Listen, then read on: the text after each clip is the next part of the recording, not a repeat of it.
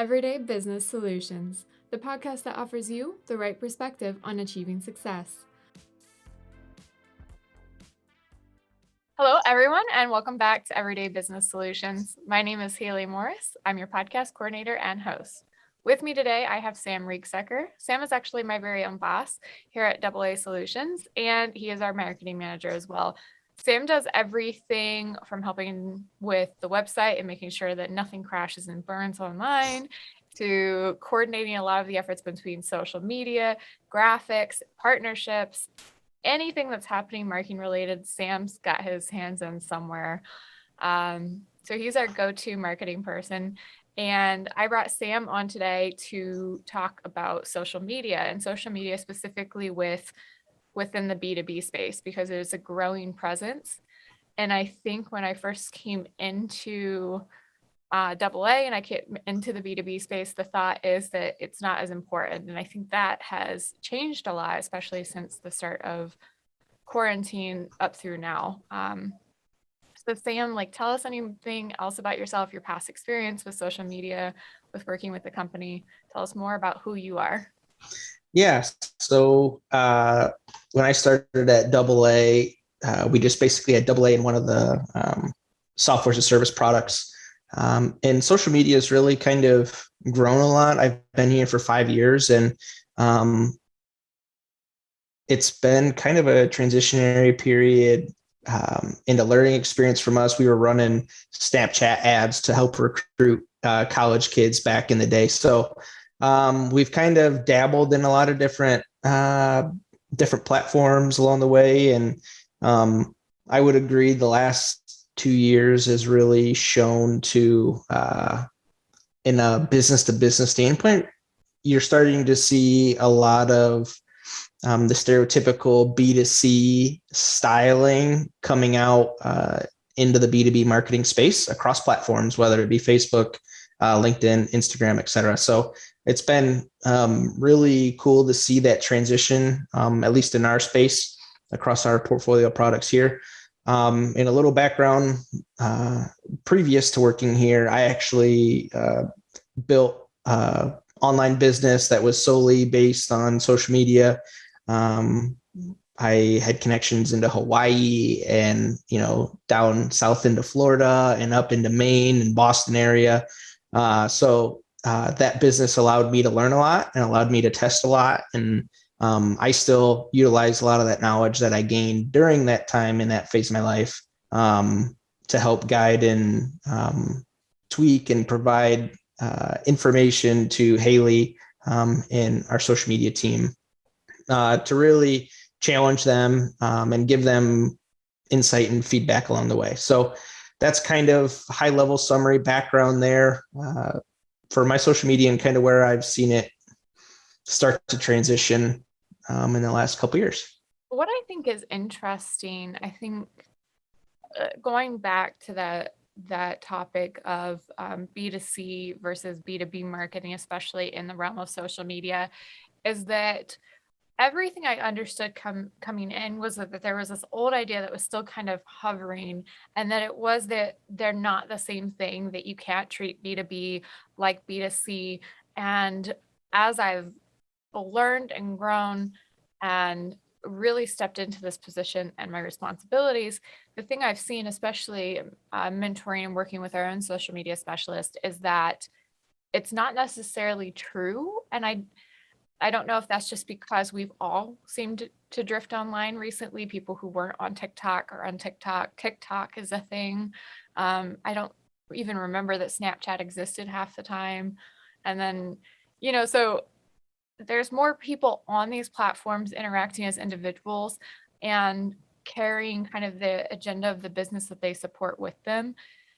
But also the algorithms are built against businesses now, like Facebook and their other platform, Instagram, and I think even some others beyond that, are locking down on letting businesses kind of rule the platform. They're getting stricter, letting their reach go not as far. So I've seen it flip, where it's almost seems like if you're in the B2B space, you need to be acting like a B2C. You need to be treating your target audience as the individuals who are in the companies and not the companies themselves. So I kind of want to see more about your perspective on what you see in that, and how that realm and that playing field kind of is from the different types of business. Yeah, I think there's a fine line between the two, but I think they also kind of mesh very well together. I know you talked a little bit about Facebook. Rumor has it is only 10% of the people who follow or like your landing page. Wow. People who only 10% of the people who follow your business page will likely see any post that you make. So then it just becomes a numbers game.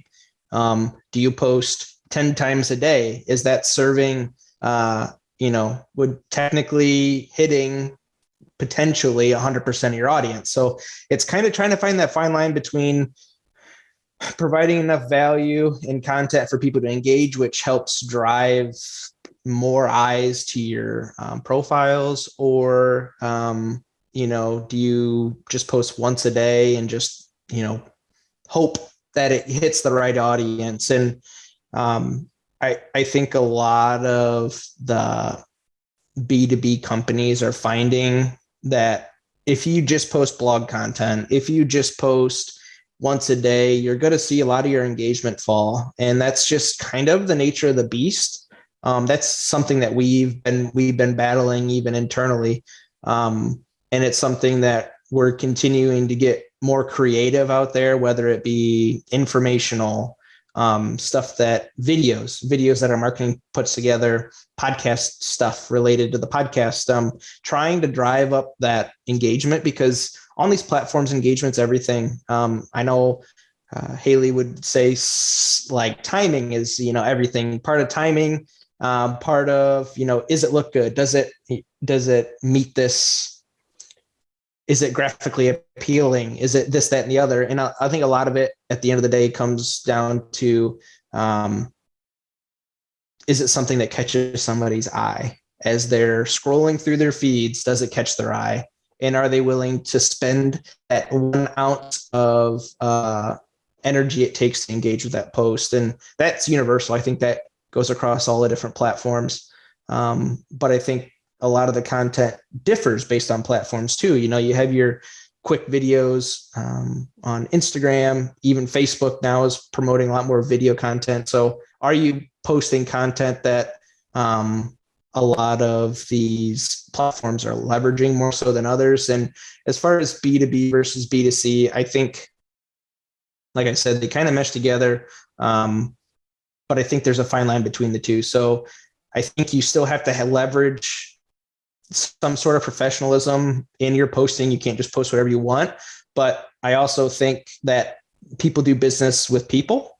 So I think that there's kind of that murky area. And I think that's how it always has been. But I think the last 2 years, it's really kind of gotten clear. And I think most social media teams have really understood that people do business with people. So what can I do to engage with the person on the other side of that screen to help get them to even start a conversation? So I think that's where the fine line has been kind of, and I think over the last 2 years, that's really shown itself. And I think the businesses who are investing the time and kind of understanding what their target audience is looking for, I think are really starting to see success. And it's something that even in-house, we've been testing across our different platforms too. And we've seen a lot of success in growth on our platforms organically, just by making the switch from, trying to be over professional to finding that happy medium between, putting professional content out there, but then also having that engagement, quote unquote, pretty stuff out there too, to help, raise some eyebrows or get somebody interested in our system. So that's kind of a long-winded summary of how I've seen B2B and B2C, that argument. I still think it's valid, but I think that it's getting a little, I would say, even more murky, just because I think a lot of the bigger companies don't even really think about the other person on the other side. They just kind of are posting content or it's automated. So, but yeah, that's my 2 cents on that. I was going to say, I think one of the biggest differences I've noted is that in the B2C space, the target of social media engagement is this idea of seduction and being playful. And I mean that as in you have to entice. It's not, it's, you have influencers, you have imagery and things that draw them in that say, oh, look at this person wearing our clothes or using this product. Don't you want to be them? And you're doing it with a lot more imagery and things like that. Versus, especially in the software space, it's hard to, you can't just show imagery of your product and expect people to get it. Because you're not selling the imagery, you're selling the functionality and the lifestyle that comes with using this product. Which is hard to do because sometimes capturing that on film or on video is very costly and time consuming for very little result.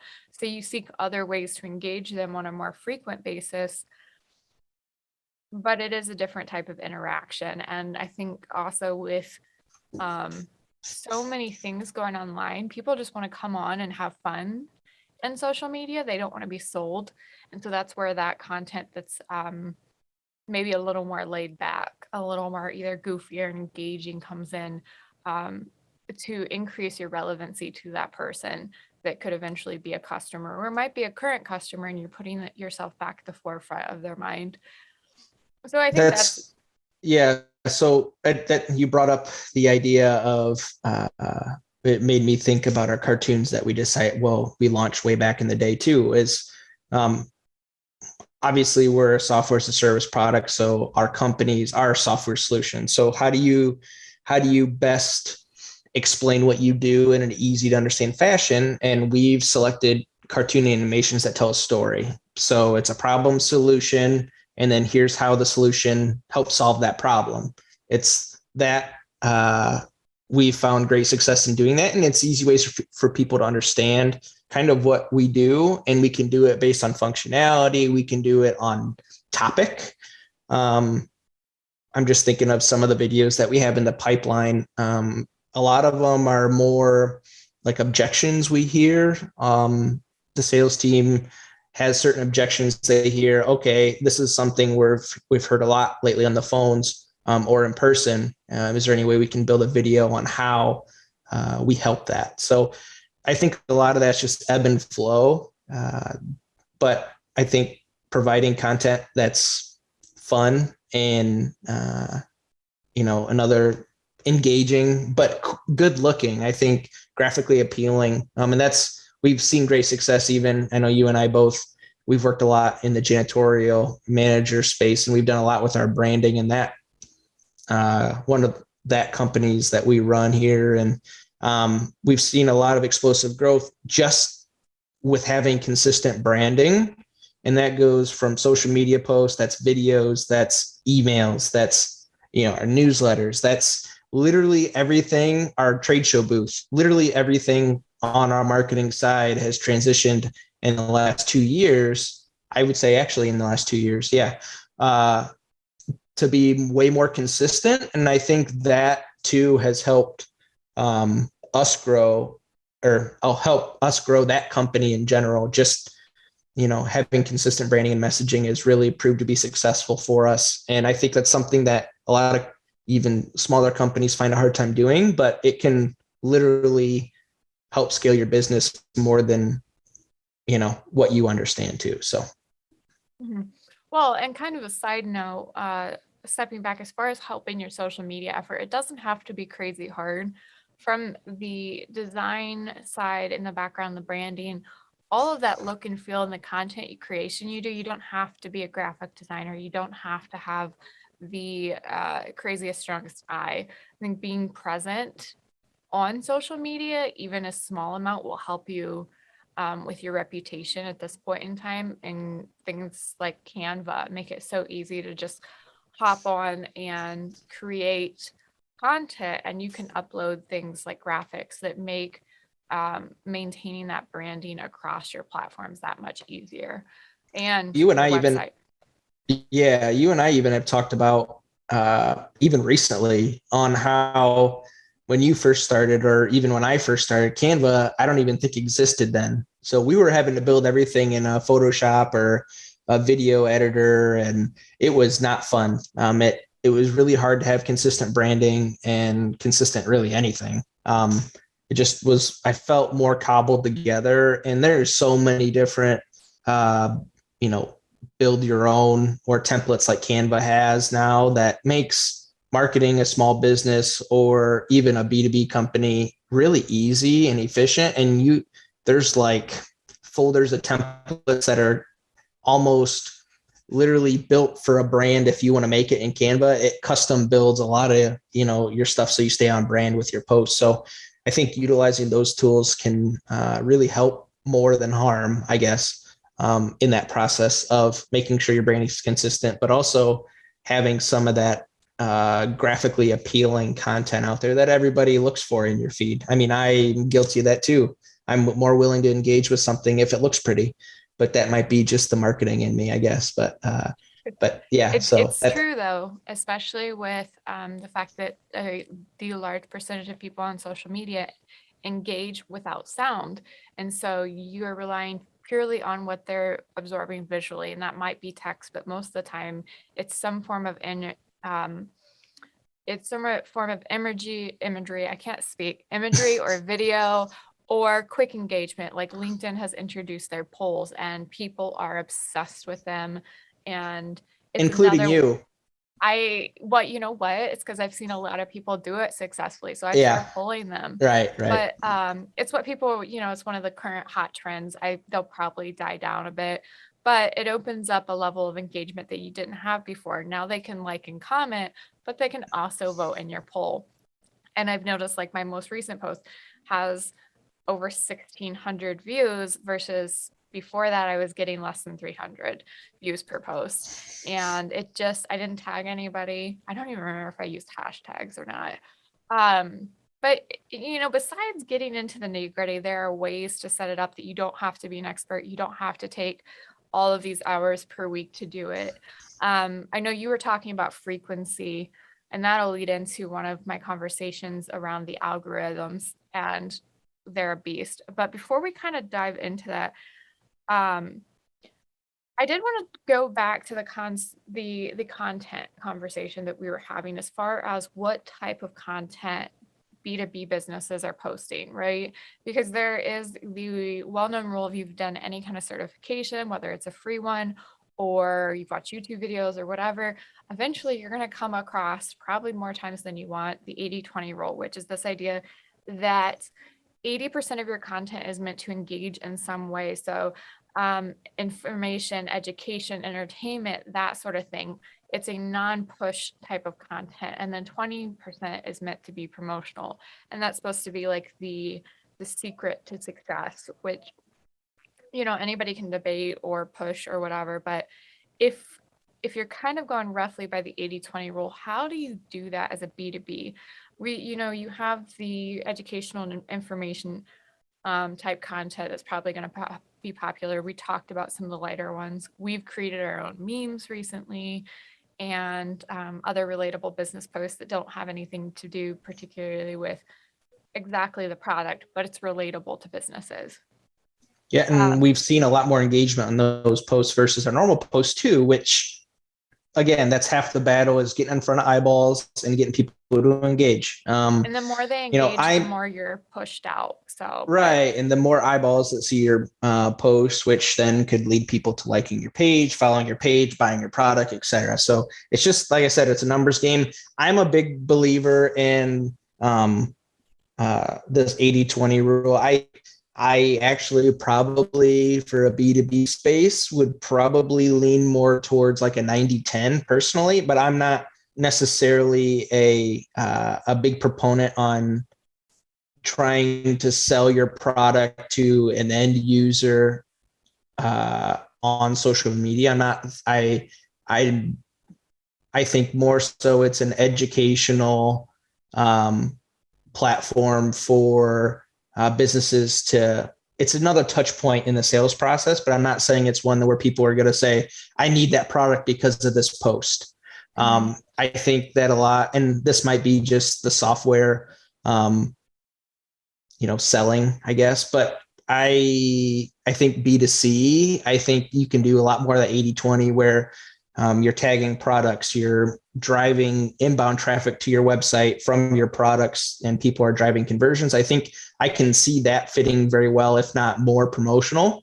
But for B2C or B2B, I think a lot of it is, it's very, very hypercritical to add value, whether that be educational, industry news, uh, news about your product, new releases. There's a lot of stuff that you can provide educationally, and in the B2B space, I feel like it's more critical to provide that information on social while being you can be fun and playful, but I think it's hypercritical to be more thought of as a thought leader on social, which can help drive somebody else inbound. Or if somebody follows your page, they've seen your stuff that's educational, they can actually share it to their feed. I mean, you're just providing more value because the likelihood of other people in that space seeing that post then is very high. So that's kind of how I feel about the 80-20 rule. I'm a very, very, I think it's a great kind of starting point for a lot of businesses. But I think that it's a little more tailored more to the B2C space than it is B2B. But that's, again, I think we all know that it's just an opinion on that kind of stuff. So, but I think educational content's critical. Yeah. Well, and the point of the 80-20 rule is to not be pushy and to not be self-centered with your content. Right. It's really meant to push that boundary and to put you into the shoes of your desired consumer and the community. Ultimately on social media, you have to become part of the community that you would sell to be successful, or you'll just be a separate entity floating out here with no idea what's going on. But speaking of, because we've kind of touched on this throughout the conversation so far, there are these complex algorithms that run these social media sites, from Facebook to Twitter to Instagram, LinkedIn. If you're on TikTok, if you're, I think Snapchat actually does still exist, whether people are on that or not. Whatever platform you're on, there are algorithms that govern who is seen when and who it gets put in front of. A lot of the algorithm is geared towards the person absorbing the content. So in this case, like the social media consumer, and it's going to be that everyday person versus, in the social media space, there's also influencers and just other people who have gained quite a following. It's geared more towards the individual experience than anything else. But with that being said, most of these platforms have started to dampen the voices of business accounts. And it's one thing that, like, I have influencer friends. I have one in New York, I have one in Hong Kong. And one thing they've said is if they break their posting pattern, or if Reels came out not too long ago on Instagram, and Facebook is introducing and pushing more video content, short content, they actually share Reels through there and make them discoverable from Instagram through Facebook. So they're also pushing it, and those two platforms are owned by the same company. So it makes sense they're so interlocked at this point in time, because that was the end goal, is to merge all of their experiences together, which is why they renamed themselves Meta, right? But the big push is that short video content, and they want you in Reels, and they want you doing that kind of stuff. And so people said if they didn't jump on Reels, even if it wasn't their main traction thing, that they noticed an immediate drop in the amount of exposure they got across the platform, or if they take a short break, because some of them personal life experiences pop up, or they're just like mentally exhausted of dealing with all of the stuff that's going on social media. It's like being at a party 24/7, that they need a break. They take 1-2 days off, a week off, and then they lose sometimes thousands of views per post. So everybody is seeing that the algorithm is hard to navigate.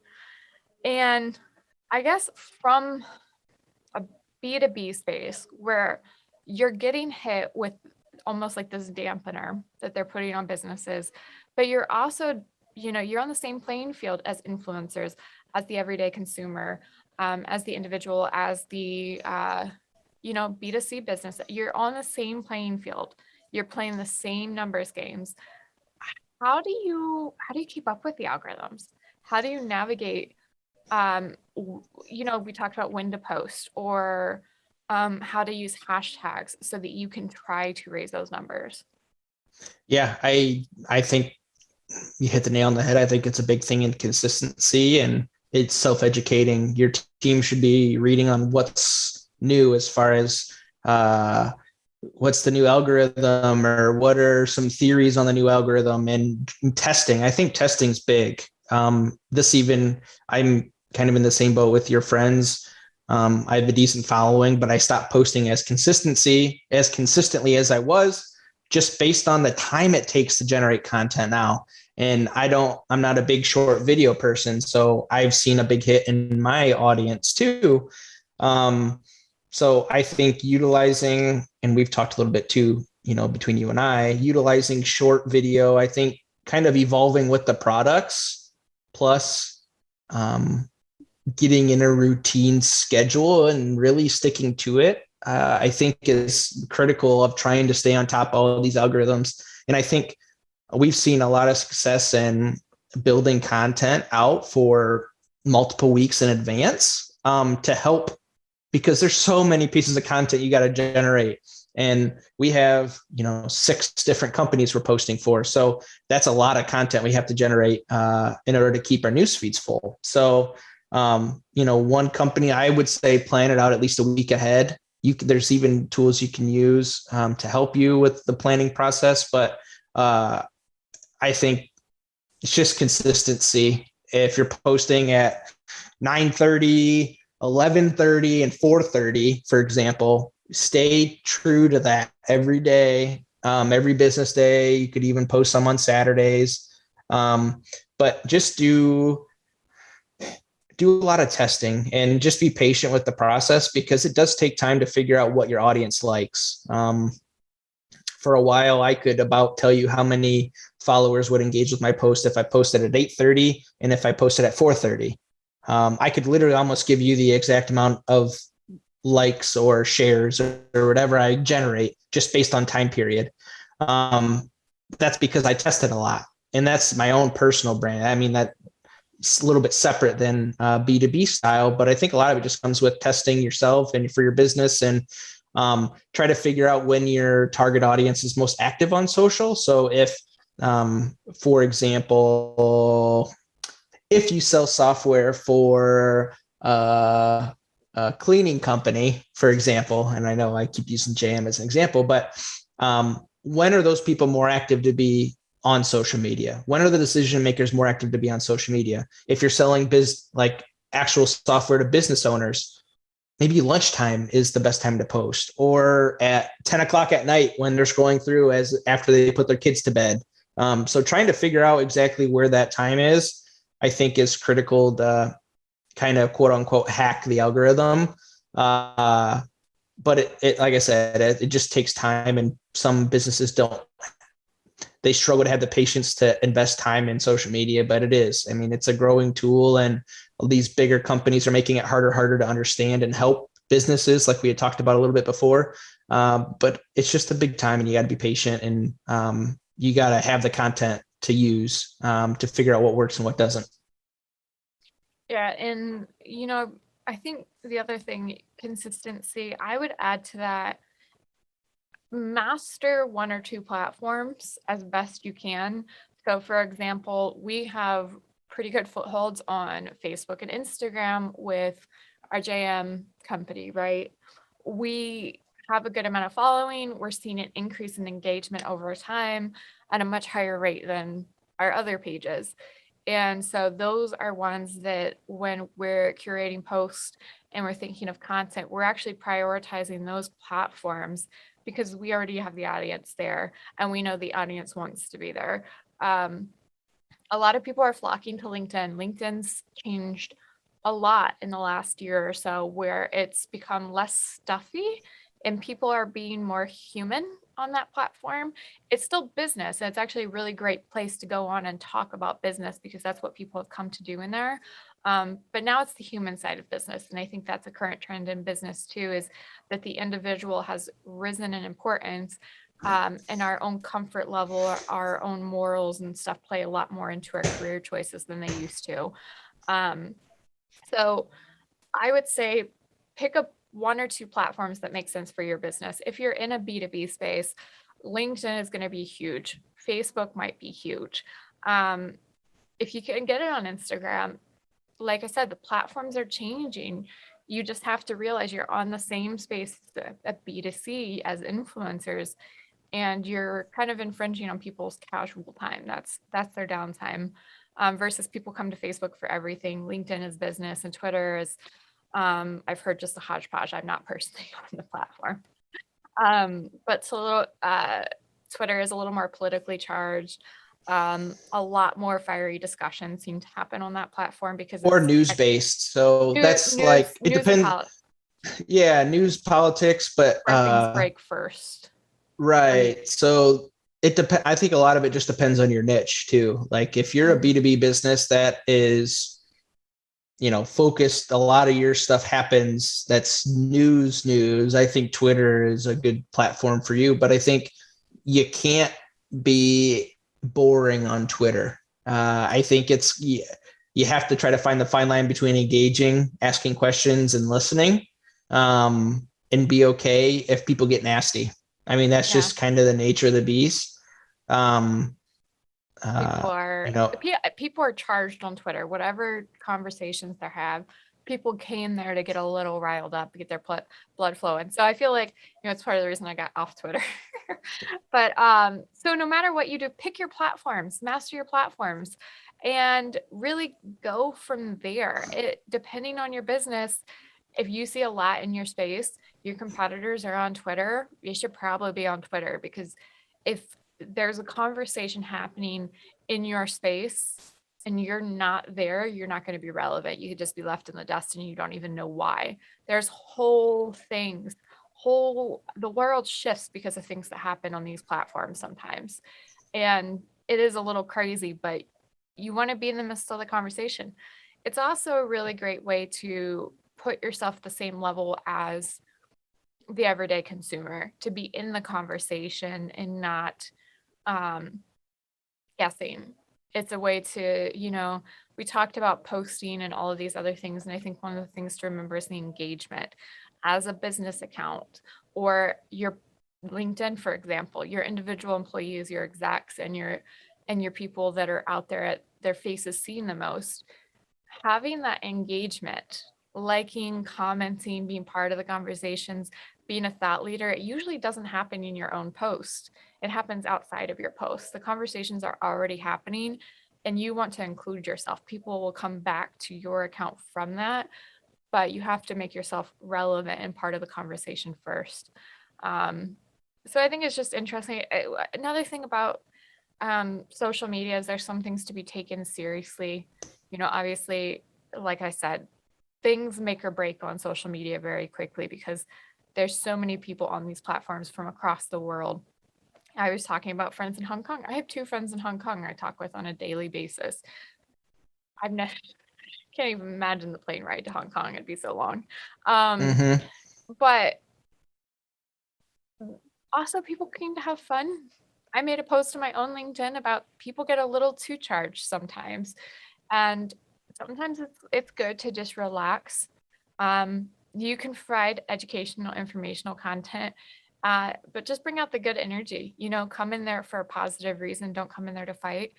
Well, that's like even Archie, our CEO, he is a big believer in positivity. And I think that rings true in a lot of our social media and how we handle, those bad comments or those bad messages. I think continuing to be positive and doing your best to provide, solutions to issues that people are having. I think one thing, if anything, the last 2 years is the amount of people that have sent messages to all of our brand accounts over the last 2 years has probably 10 to 20 to 30 times what it used to be. And part of that's because we've seen a lot of growth, but other people are willing to send a message because now they understand that there is somebody behind whoever's posting on that platform. So they're willing to reach out. We just got back from a huge trade show, and we had people who followed our social media direct message us and just say how much they enjoyed talking to the people at the booth.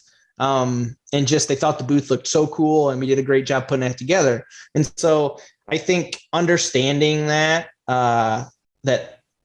there's actually people behind the scenes too. I think people, your target audience plus your people who follow you understand that. So just being willing to respond to that stuff, but still in a professional way. So you continue that positivity, even like I said, even if it's negative, I think is critical to helping you grow as a business. Mm-hmm. And then I would say the big thing that we touched on before, niching down. That's a big marketing concept is to niche down, because it's like just going out into an ocean with casting a giant net and hoping you catch something versus actually going out looking to see where the fish are that can be like, you're not going to catch a shark in your net, hopefully. Going out and seeing where the fish you want to catch are and casting your net directly over them and knowing how long you need to wait and how you need to reel them in and what to do with them when you get them on the boat. Like, it's the same thing with social media. You can't just go out and cast your net and then sit there and wait for people to come in. They won't come in. You have to go out. You have to find your community. So like, I like fashion. There are so many pockets of fashion communities. I've managed to weasel my way into the historical fashion community. I don't post any content in that space, but I sure do comment a lot. So in the software space, there's communities of people out there who are very engaged in that. And so maybe you're not always selling to those same people. Maybe there's some people outside of that community you're selling to, but the most important part is that's still your community. And if you are not in the community, you're casting a net into a random part of the ocean, hoping to catch fish. Find your community, engage your community, because what's going to happen when you're in that community is you're going to start to learn what conversations are happening, what's relevant. It could even come back to where you're able to talk with your product teams and things like that and discuss, hey, we're doing really good, but there's this one feature, there's this one thing about what we do that isn't quite in line with what people are asking for. And you're able to have those conversations and show the evidence. You're able to get down to the root cause of why people care about things. Find out where the discussions are happening, what kind of content they're absorbing. You start to understand it and it just becomes second nature to know what's relevant versus trying to absorb all types of things, because that's not how people engage on social media. Everybody's pocket, everybody's community interacts differently. I have people that I follow, they write literally paragraphs below their Instagram photos. And you bet we read every single bit of them. And then we respond with paragraphs. That doesn't happen to a lot of accounts. Most people don't read on social media. Most people just want to absorb it and get out. But it depends on the community. We find that the community is valuable and this person provides insight, and it started a conversation. You want to get to the point where you can provide that insight and start those conversations, and that if you're not at the conversation when it happens, somebody pulls you in. And so finding your community, getting to know your community, focusing on a platform, and just really on the value you provide as a business on those platforms is going to go a long way in pushing you forward, and it's going to show real results in your business off of social media too. It's time consuming. I talked before. I mean, that's something that really doesn't happen overnight at all. That's something that, could be a full-time job and then a full-time job under that full-time job, making sure that you're doing what you need to do to be that voice. Takes a lot of time and effort, and most people overlook that, but there's so much value in that, because on social media, word travels so fast, either positively or negatively. So I think it's almost like you have to be hypercritical and understand personal people on a personal level, other professionals in your niche, but then also competitors. You got to keep an eye on what's going on there. So it's social media for B2C and B2B is just so hypercritical nowadays. I don't really know how a lot of businesses will find a lot of growth unless I find very few businesses in any space, I guess, that really don't have at least one social platform that they use as either news, information, promotional.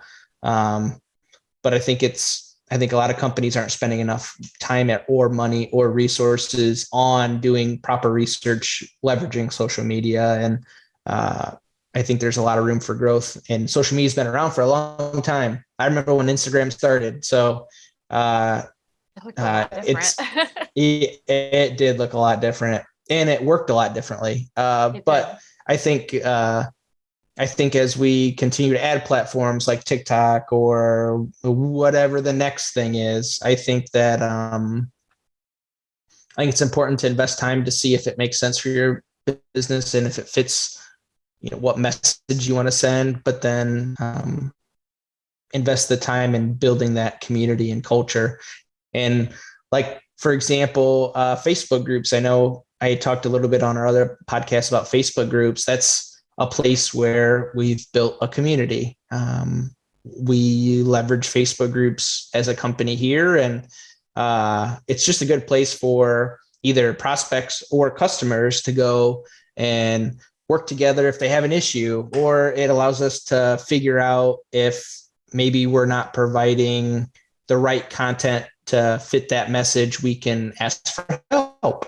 But it's our community. And I think it's hypercritical to find your community, especially as a business owner. And you could even learn a thing or two personally about your community without you even knowing it. And like you said, Haley, there might be some functionality or some service that a competitor has that you never would have thought of if you weren't involved in your community. And that's maybe what takes your business to the next level. So there's just a lot of growth opportunities when you get involved in the community and really work hard to be a thought leader. Mm-hmm. All right. No, I think that's right. I'm going to go ahead and take this chance to wrap up. So thank you, Sam, for joining us. For everyone who tuned in, if you're not yet on social media, and it seems like we covered a lot, there's probably a lot more we could have covered. But the important thing is start simple and work your way into it. You don't have to spend hours a week on it. You can start off and say, I'm going to spend a couple hours a week on different platforms, and I will grow from there until you can invest further or do things as you grow that you wouldn't have been able to do from the start. Start simple, build up, maintain consistency, and mostly focus on your community. You can do everything else after. But thank you again for tuning in this month on Everyday Business Solutions, and we'll see you next year.